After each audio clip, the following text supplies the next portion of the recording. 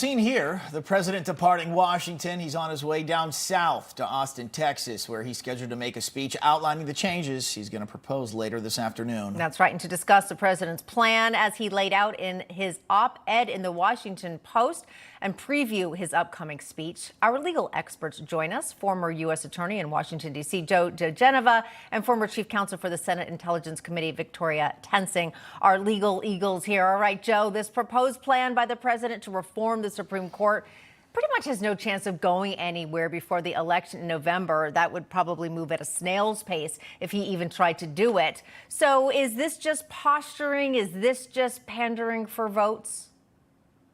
He's not trying to reform the Supreme Court. He's trying to reform his presidency and what's left of the Democrats' campaign for presidency. This is a bold political move, which will go absolutely nowhere.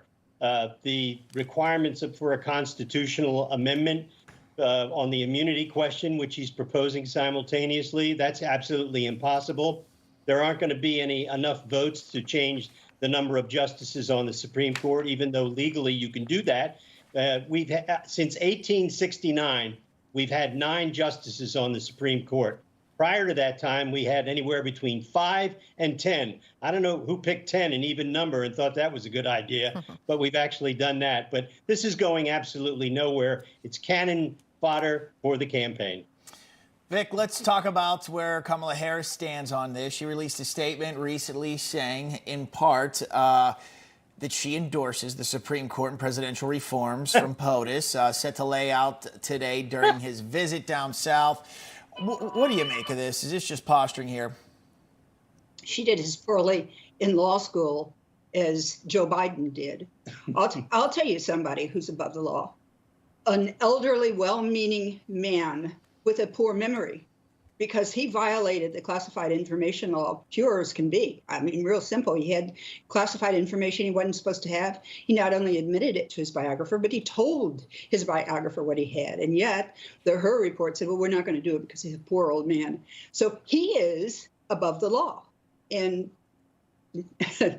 Kamala is right along with him. And what's really hilarious about this is I think it's very magnanimous of a sitting vice president to endorse the proposal of her boss, the president. When you think about this, this is absolutely insane. Oh, I'm just delighted to endorse my boss. I'm going to give him my imprimatur. But Joe, just on that, though, that's a great point. But isn't Kamala Harris now trying to distance herself from the Biden administration, trying to say, no, I'm my own woman? So I guess strategically, I'm not quite sure how this works for her. Well, it doesn't. And that's because this is an insanely, really silly relationship that exists now between a lame duck president created under threat of law, the 25th Amendment, and now you have Kamala Harris prancing around the United States endorsing her boss's proposal. It looks silly, but remember, while all this looks stupid to us, the mainstream media loves her, loves Joe Biden, and they're going to make them both look like Albert Einstein. Well, that's just it. And soon, later in the show, we're going to play a little montage that has been made up of media members saying how much Kamala Harris wasn't doing a good job, and all of a sudden she's great. Yeah, the Times, Kamala. It's funny how it changes like just this. like that. Miracle worker. Oh, the miracle yes. worker. I know. Miracle marketing workers, yes. Vic, another part of this is the code of conduct that he is proposing. Now, who's going to come up with this? Right. Think about that. Is it going to be from the current administration? I mean, think about that.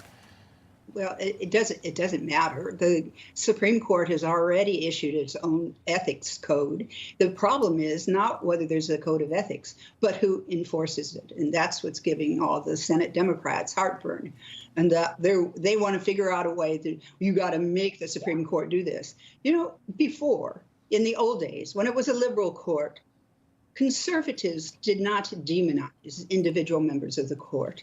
They criticized the rulings, the Miranda rulings, the Roe v. Wade, but they didn't single out people on the court and say, oh, you bad person, you did bad things, like Schumer does today.